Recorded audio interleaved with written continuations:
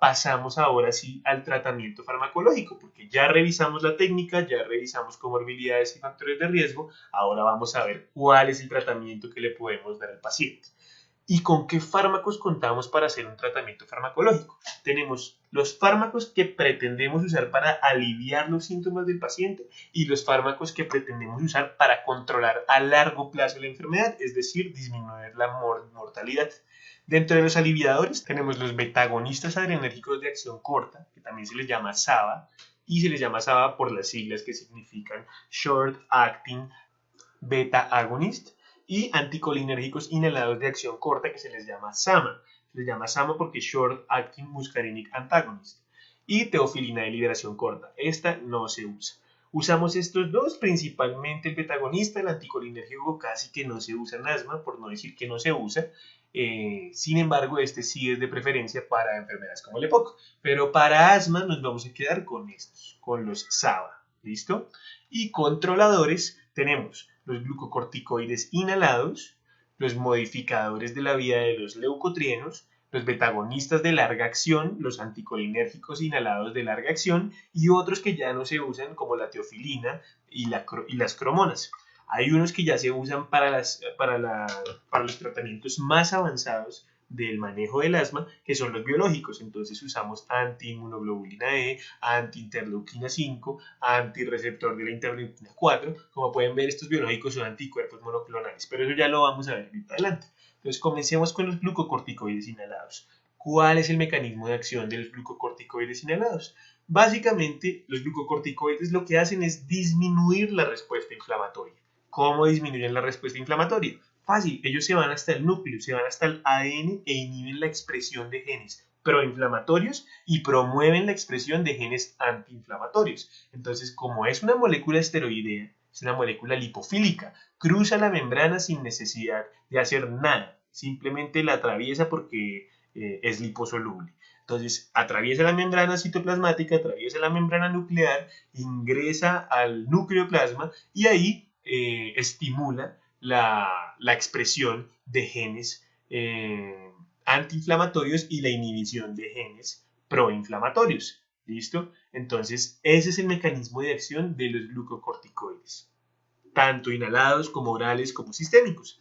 Pero digamos que en asma lo que nos importaría es que inhibe la expresión de genes como interleuquina 4, interleuquina 5, interleuquina 13, factor estimulador de colonias de granulocitos, factor estimulador de colonias de macrófagos, la ciclooxigenasa 2. Entonces, dense cuenta que las cosas que inhiben son proteínas, enzimas, interleuquinas que facilitan el proceso proinflamatorio, que facilitan la aparición del asma. Si las inhibimos, pues sencillamente no va a haber cómo desarrollar una respuesta inflamatoria. Y estos tienen como objetivo una acción a largo plazo, no a corto plazo. A corto plazo están los medicamentos aliviadores. Como este es un medicamento controlador, tiene una acción a largo plazo. ¿Y qué ejemplos existen de fármacos que pertenezcan a esta familia? La beclometasona, la budesonida, la hidrocortisona y la fluticasona, que son los que más frecuentemente he visto yo en la práctica clínica. Aquí están las estructuras químicas de algunos de estos medicamentos. Aquí está la beclometasona, la budesonida, la fluticasona, la hidrocortisona y otros dos que no son tan frecuentes que también se pueden ver. Listo.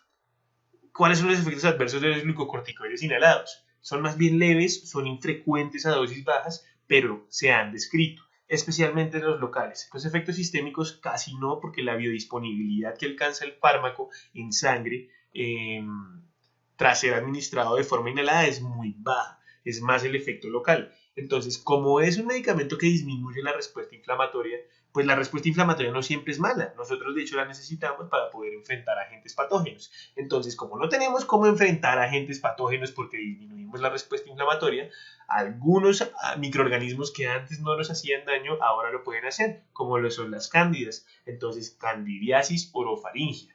Y con ello puede ir consecuentemente una disfonía reversible porque las infecciones micóticas terminan por afectar las cuerdas vocales, estas no pueden vibrar bien y tenemos una disfonía. Y tos por la misma situación de afectación de toda la laringe. ¿Ok? Los efectos sistémicos están descritos, obviamente se presentan mucho más cuando se hace uso de corticoides sistémicos, pero con inhalados no tanto, que son estos que vemos acá. Bien. Betagonistas adrenérgicos. ¿Cuál es su mecanismo de acción? Pues se unen las moléculas, las catecolaminas, como lo son la adrenalina, la noradrenalina y la dopamina, se unen a estos receptores beta. Este principalmente tiene una preferencia por la adrenalina. Entonces viene el agonista, se une al receptor y desencadena una cascada que termina por disminuir las concentraciones de calcio al interior de la célula que estamos hablando. En este caso sería pues del músculo liso. Y si se disminuyen las concentraciones de calcio adentro de esta célula, lo que va a pasar es que ya no se va a poder constreñir, porque para poder constreñir se necesita calcio para que su maquinaria de contracción funcione. Entonces, ¿qué pasa? Broncodilatación. ¿Ok? Y existen agonistas adrenérgicos de acción corta y de acción larga. Entonces los de acción corta son los que usamos de rescate, los aliviadores, como el salbutamol y la terbutalina. Y están los de larga acción, como el salmeterol y el formoterol. ¿Ok? Estos son los que más frecuentemente se ven en la práctica clínica. Efectos adversos se pueden sacar prácticamente por el mecanismo de acción. Recordar que los agonistas adrenérgicos favorecen mucho la activación simpática, es decir, que el corazón vaya rápido, que la persona esté alerta, que la persona esté con miedo, que más o menos la idea de un paciente que quiere huir. Esa es la respuesta del simpático, respuesta de huida. Entonces, taquicardia, ansiedad, insomnio, cefalea, hipertensión, arritmias, hiperglicemia, porque la adrenalina y las catecolaminas son hormonas hiperglicemiantes. Y temblor e hipocalemia. Todos estos han estado escritos, pero son leves e infrecuentes a dosis bajas. Modificadores de la vida de los leucotrienos. Entonces, lo primero es ver cuál es la vida de los leucotrienos. Recordar que inicialmente hay una cosa que se llama el ácido araquidónico que se encuentra en las membranas celulares de las células, que se metaboliza a partir de dos enzimas, la ciclooxigenasa y la lipoxigenasa. La ciclooxigenasa produce prostaglandinas y la lipoxigenasa produce leucotrienos y tromboxanos, y que esos leucotrienos iban a ser los responsables de los síntomas de broncoconstricción en el asma. Entonces, si nosotros inhibimos esos receptores, inhibimos la producción de esos leucotrienos, lo que esperaríamos es que haya menos broncoconstricción, menos secreción mucosa, menos reclutamiento de eosinófilos, y así disminuimos considerablemente la patología asmática. Entonces, ¿cuáles inhibidores existen? Existen inhibidores que inhiban la 5-lipoxigenasa, como lo son el sileutón, o existen antagonistas del receptor de leucotrienos, como son montelukast, pranlukast y zafirlukast. ¿Listo? Digamos que esto es bien importante para entender el asma inducido por AINES, porque los AINES lo que hacen es bloquear la ciclooxigenasa, que es la otra cara de la moneda, porque el ácido araquidónico, cuando lo metaboliza la ciclooxigenasa, se va a la producción de prostaglandinas. Entonces, si nosotros bloqueamos la ciclooxigenasa y no producimos prostaglandinas, todo el ácido araquidónico se va para la vía de la lipoxigenasa y producimos leucotrienos como locos. Entonces, si hay mucho leucotrieno, va a haber mucha broncoconstricción, mucha secreción mucosa, mucho reclutamiento de eosinófilos, o sea, asma. ¿Listo? Esa es la fisiopatología del asma inducido por AINES. Muy bien.